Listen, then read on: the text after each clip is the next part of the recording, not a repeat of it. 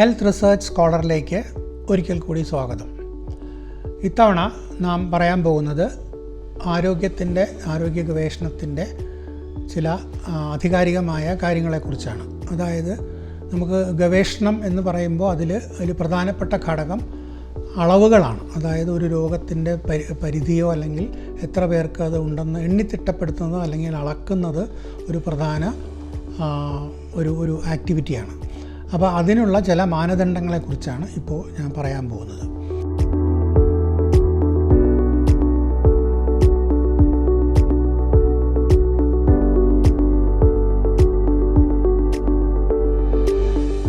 ആരോഗ്യാവസ്ഥയിലുള്ള ഒരു മാറ്റത്തിനെ നമ്മൾ ഇവൻ്റ് എന്ന് വിളിക്കും. അതായത് ആരോഗ്യമുള്ള ഒരാൾക്ക് ഒരു ഹാർട്ട് അറ്റാക്ക് വരുമ്പോൾ അതൊരു ഇവൻ്റാണ്. അല്ലെങ്കിൽ അദ്ദേഹത്തിന് ഡയബറ്റീസ് വരികയാണെങ്കിൽ അതൊരു ഇവൻ്റാണ്. മരിക്കുകയാണെങ്കിൽ ഒരു ഇവൻ്റാണ്. തിരിച്ച് രോഗമുള്ള ആൾ രോഗത്തിൽ നിന്ന് പുറത്തു വരുമ്പോൾ അതും ഒരു ഇവൻ്റാണ്. ഇപ്പോൾ കോവിഡ് വന്ന ഒരു മനുഷ്യൻ അതിൽ നിന്ന് പുറത്തു വരുമ്പോൾ അതിനെ ഒരു ഇവൻ്റായിട്ട് കണക്കാക്കാം. അപ്പോൾ ഇവൻ്റുകൾ എന്ന് പറയുന്നത് തിട്ടപ്പെടുത്താവുന്ന കാര്യങ്ങളാണ്. അത് ഒരു തരത്തിലുള്ള അളവാണ്. അത് കൂടാതെ തന്നെ ശരീരത്തിലുള്ള ചില കെമിക്കലുകളോ അല്ലെങ്കിൽ പ്രോട്ടീനുകളോ അതിൻ്റെ അളവ് തിട്ടപ്പെടുത്തുന്നതും ചിലപ്പോൾ ആരോഗ്യത്തിൻ്റെ സൂചകമായിരിക്കും. ലബോറട്ടറിയിൽ ഇപ്പോൾ കൊളസ്ട്രോളിൻ്റെ ലെവൽ, ഷുഗറിൻ്റെ ലെവൽ എന്നൊക്കെ പറയുന്നത് അതും ഒരളവാണ്. അപ്പോൾ ഇതുപോലെ എണ്ണുകയോ അളക്കാനോ പറ്റുന്ന കാര്യങ്ങളെ ചുറ്റിപ്പറ്റിയാണ് പലപ്പോഴും ഗവേഷണം നടക്കുന്നത്. അതോടൊപ്പം തന്നെ രണ്ട് ഗ്രൂപ്പുകളെ താരതമ്യം ചെയ്തുകൊണ്ടാണ് നമ്മൾ പലപ്പോഴും ഗവേഷണങ്ങൾ നടത്തുന്നത്. അപ്പോൾ ഇതിൻ്റെ കൂടുതൽ വ്യക്തമായ കാര്യങ്ങൾ ഇനി പറയാം. ഇപ്പോൾ ഈ ഇപ്പോൾ ഇവൻറ്റിൻ്റെ കാര്യം പറഞ്ഞപ്പോൾ നമ്മളൊരു ഗവേഷണം നടത്തുന്നത് നേരത്തെ സൂചിപ്പിച്ചതുപോലെ പലപ്പോഴും ഒരു പോപ്പുലേഷനിലാണ്. ആ പോപ്പുലേഷൻ എന്താണ് എന്നുള്ളത് നമ്മൾ നേരത്തെ നിർവചിച്ചിരിക്കണം. അപ്പോൾ ആ പോപ്പുലേഷനിൽ എത്ര തോതിൽ അതിൻ്റെ നിരക്ക് എന്താണ്, അല്ലെങ്കിൽ സമയബന്ധിതമായി എത്ര ഇവൻറ്റുകൾ സംഭവിക്കുന്നു എന്നുള്ളത് ആരോഗ്യത്തിൻ്റെ ഒരു സൂചനയാണ്. അതാണ് ഒരു ഗവേഷണത്തിൻ്റെ ഒരു മാനം. അപ്പോൾ ഇവൻ്റ് റേറ്റ് എന്ന് പറയുന്ന വിത്ത് റെസ്പെക്ട് ടു ടൈം, സമയമനുസരിച്ചുള്ള ഇവൻ്റ് റേറ്റാണ് ഒരു പ്രധാനപ്പെട്ട ഗവേഷണ മാനദണ്ഡം. ഇവൻറ്റുകൾ മാത്രമല്ല, നേരത്തെ പറഞ്ഞ പോലെ ചിലപ്പോൾ ഏതെങ്കിലും കെമിക്കലിൻ്റെയോ അല്ലെങ്കിൽ എന്തെങ്കിലും ശരീരത്തിലുള്ള പ്രോട്ടീനുകളുടെ അളവുകളും നമ്മൾ നോക്കാറുണ്ട്. ഈ ഒരു സമയത്ത് ഒരു പോപ്പുലേഷനിൽ ഈ ഇവൻ്റ് സംഭവിച്ചിട്ടുള്ള എത്ര ശതമാനം ആളുകൾ അല്ലെങ്കിൽ എത്ര ഭാഗം ഒരു പ്രൊപ്പോർഷനായിട്ട് പറയുകയാണെങ്കിൽ അതിനെയാണ് നമ്മൾ പ്രാചുര്യം അഥവാ പ്രിവലൻസ് എന്ന് പറയുന്നത്. പ്രിവലൻസ് വളരെ പ്രധാനപ്പെട്ട ഒരു മെഷറാണ്. പല ഗവേഷണ പ്രബന്ധങ്ങളിലും ഗവേഷണ പ്രോജക്റ്റുകളിലും സ്വീകരിക്കുന്ന ഒരു മാനദണ്ഡം പ്രിവലൻസാണ്.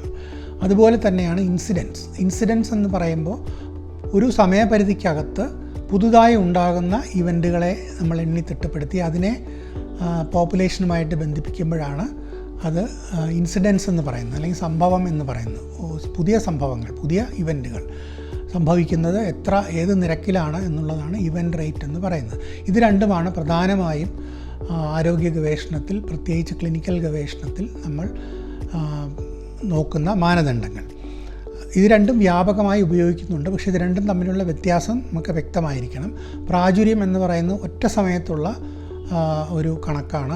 അതേപോലെ സംഭവം അല്ലെങ്കിൽ ഇൻസിഡൻസ് എന്ന് പറയുന്നത് ഒരു സമയപരിധിക്കകത്ത് നടക്കുന്ന സംഭവങ്ങളാണ്.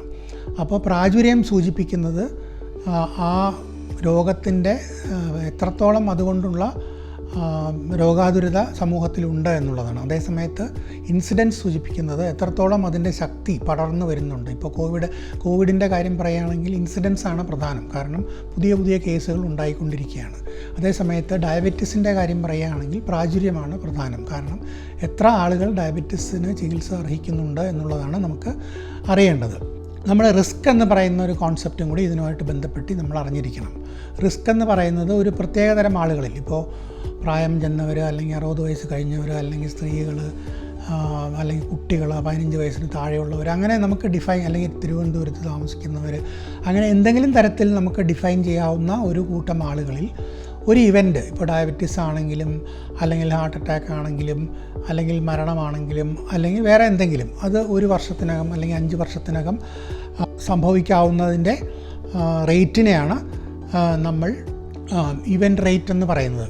അപ്പോൾ അതിന് ആ റിസ്ക്, അതായത് ഒരു കൂട്ടം ആളുകൾക്ക് ഒരു സമയപരിധിക്കകം ഈ ഇവൻ്റ് സംഭവിക്കാൻ ഉള്ള സാധ്യതയെ നമ്മൾ ആ പ്രോബബിലിറ്റിയാണ് നമ്മൾ റിസ്ക് എന്ന് വിളിക്കുന്നത്. ഇത് തീർച്ചയായിട്ടും ഒന്നുകിൽ 0യോ 1 അതിനിടയിലുള്ള ഒരു സംഖ്യ ആയിരിക്കണം റിസ്ക്. കാരണം അതിന് കുറവും അതിന് കൂടുതലും ആകാൻ സാധിക്കുകയില്ല. അതുപോലെ തന്നെ റിസ്ക് ഘടകം അഥവാ എക്സ്പോഷർ എന്നും നമ്മൾ സൂചിപ്പിക്കാറുണ്ട്. എന്ത് കാരണം കൊണ്ടാണോ റിസ്ക് ഉണ്ടാവുന്നതെന്ന് നമ്മൾ ആലോചിക്കുന്നത് അല്ലെങ്കിൽ നമ്മൾ ഗവേഷണം ചെയ്യാൻ ഉദ്ദേശിക്കുന്നത്, അതിനെയാണ് റിസ്ക് ഘടകം എന്ന് പറയുന്നത്. അത് ചിലപ്പോൾ പുകവലിയാകാം, അല്ലെങ്കിൽ ശുദ്ധജലം കുടിക്കുന്നത് കൊണ്ട് റിസ്കിലുണ്ടാകുന്ന കുറവാകാം.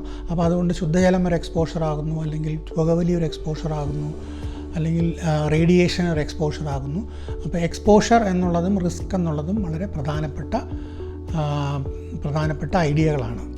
ഇനി അടുത്ത ഒരു അവസരത്തിൽ ഇവയെക്കുറിച്ച് കൂടുതൽ വിശദമായി പ്രതിപാദിക്കാം.